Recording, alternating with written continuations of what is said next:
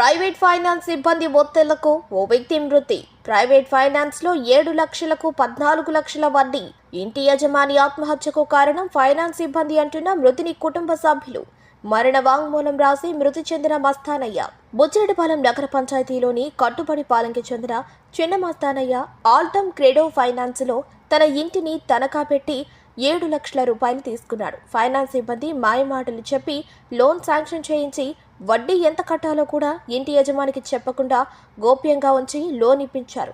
మస్తానయ్య ఆర్థిక పరిస్థితి బాగాలేక కొన్ని నెలలు లోన్ నగదు కట్టకపోవడంతో ఫైనాన్స్ సిబ్బంది మస్తానయ్యపై పలుమార్లు దుర్భాషలాడి ఒత్తిళ్లకు గురి చేశారు.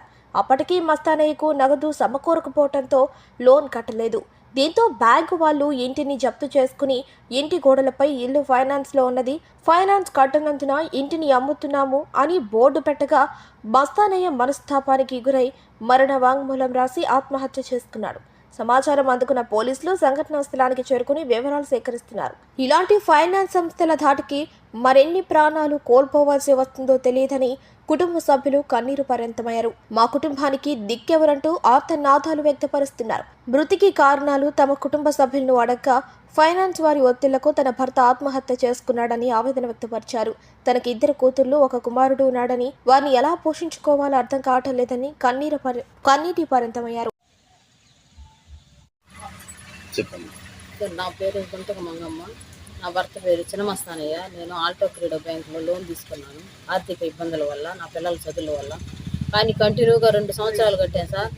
కట్టే స్తోమత లేక నా పెద్ద పాపకి జాబ్ పోయింది. 2 నెలలు టైం ఇవ్వమని అడిగాను. మినిమం 2 నెలలు అయిన టైం ఇవ్వమని ఎంతో రిక్వెస్ట్ చేసుకున్నాను సార్.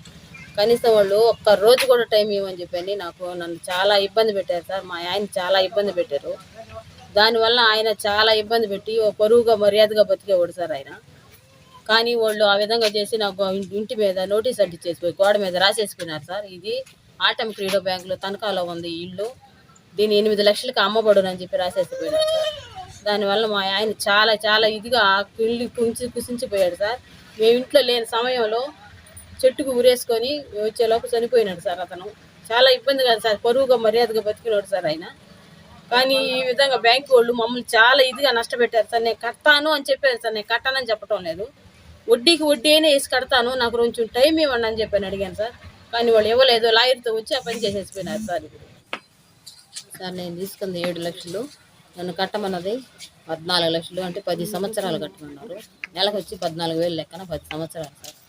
వడ్డీ ఎంత వడ్డీయో కూడా నాకు అసలు తెలియదు సార్. అది వడ్డీ తక్కువ వడ్డీ